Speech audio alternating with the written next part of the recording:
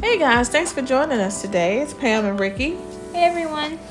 Today on our channel we are making a cheesecake with strawberry topping. Don't forget to like, share, and subscribe. And Ricki's gonna get us started.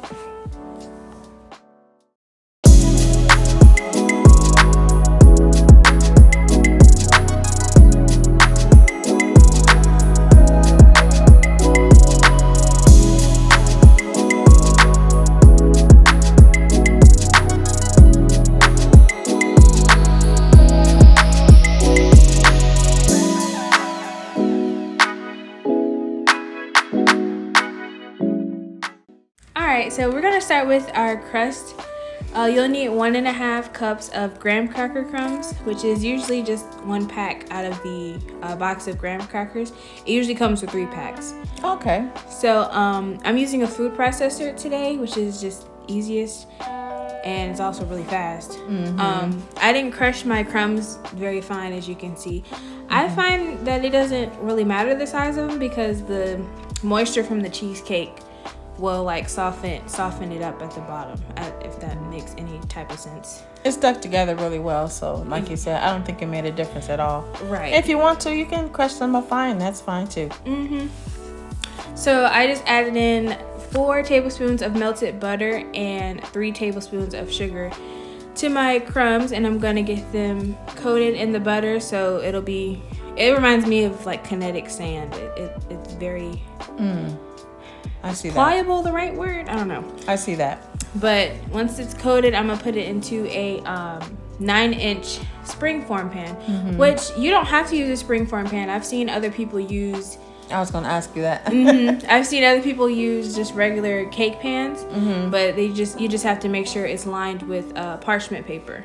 So why do you use a springform pan? Because the sides of the pan kind of come off of the bottom, so you can just get it out easier versus having to like flip the pan over and get the cake out. So I got it. Yeah, as you can see, I'm just making my crust. I'm forming the crust by packing down the crumbs. I'm using the back of a spoon. Another thing I've seen people use is use the bottom of a measuring cup, which is flatter than your hand and flatter than the back of a spoon. And you can bring your crust up on the sides as well, but I just prefer to keep it flat at the bottom. Okay. Whatever works for you. Right. So my oven right now is preheating to 325. And once it's heated, I'm going to put the crust in the oven, and it's going to cook for about 8 minutes. And then I'm going to drop the temperature of the oven to 225. You want to make sure your oven reaches 225 before you put anything else in it, and I'll explain why later. But we're going to get started on our batter. You'll need 4 room temperature 8-ounce blocks of cream cheese. It is very important for you to use room temperature ingredients because this will make for a smooth textured batter, which will make for a great cheesecake in the end, because like less chance for cracking and exactly stuff like that. Yeah. That makes sense. So that was 1 1/4 cup of sugar. And now I'm going to add in 1 cup of sour cream, room temperature as well.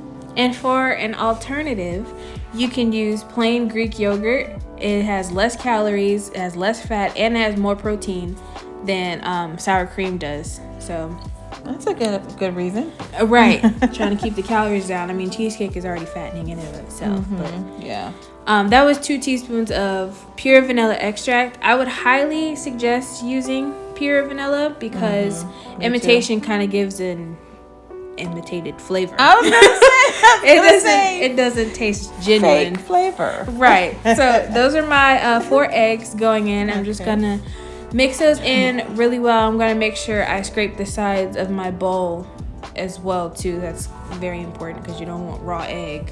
Oh hey, can you use do you have to use a hand mixer, or can you stir it? You don't. You can use a regular whisk. I would suggest using a hand mixer though, because makes it easier. Especially in the beginning when you're just mixing your cream cheese, you'll have arm day.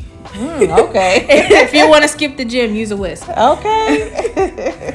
But another reason I suggest using a hand mixer is because a hand mixer will beat in lots of air, which will make your cheesecake light and fluffy. Which you probably, unless you, I don't know, in the gym you got muscles or something. I don't think you can achieve that as well as you can with a hand mixer if you use a whisk. You know what I'm saying? So, okay.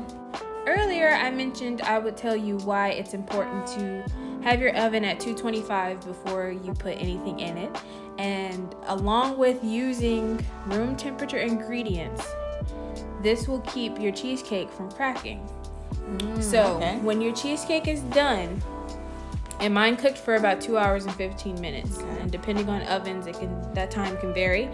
But when your cheesecake is done, turn it off. It should have a slight wiggle in the middle. That should tell you that it's done. Okay. Turn your oven off. Crack your oven door just slightly and leave it like that for 10 to 15 minutes. That looks good. Right. And then take your cheesecake out of the oven, set it on the counter, and let it rest for a couple hours. Okay. And then put it in your refrigerator. Make sure it's covered with saran wrap, whatever you want to use, and leave it in the refrigerator for 4 hours to overnight, and then you can serve it. Okay. Oh, what are we doing with these strawberries? Well, in this pot I have 1 pound of chopped strawberries, 1/3 cup of sugar, and then 1 tablespoon of lemon juice, and then just a pinch of salt, and I'm just going to give those a good mix. And that's pretty much all you have to do with these strawberries, and just stir them every now and then, because oh wow, look at that, they're so good. I usually double this recipe when I'm making it for my family because they love it so much that we have a whole bunch of cheesecake left and barely any strawberries left. So yeah, that's true. I usually double it, but for this video I didn't. So at this point it's been cooking for about 15 to 20 minutes, and I reduced the heat, and this is about 5 minutes later. It cooked down nicely. So now I'm just gonna stir them up a little bit, and then I'm gonna put them in an airtight container. Make sure you let the strawberries cool to room temperature before you cover them, and before you put them in the refrigerator, to reduce the condensation that forms, so it won't be watery. You want it to be kind of thick because they're gonna go on top of your cheesecake. So make sure the container's airtight and let them cool before you put them in the refrigerator. Wow, those look really good. They do look good.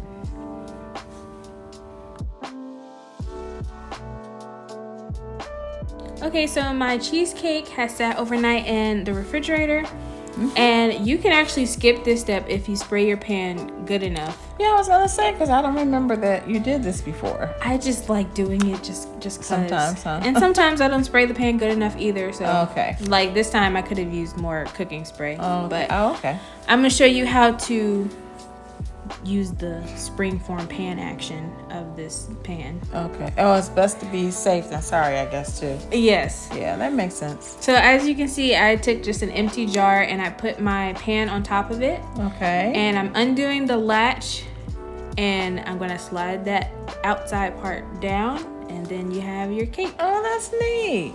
Okay. The only thing I don't like about springform pans is that your cake has to stay on that bottom metal part until you're done, unless you cut it up and put it in a container right away. Okay. All right, guys, so there you have it. Cheesecake with strawberry topping. It was delicious. Yes, it was. Comment down below and let us know your favorite flavor of cheesecake. And we'll see you guys in the next video. Peace.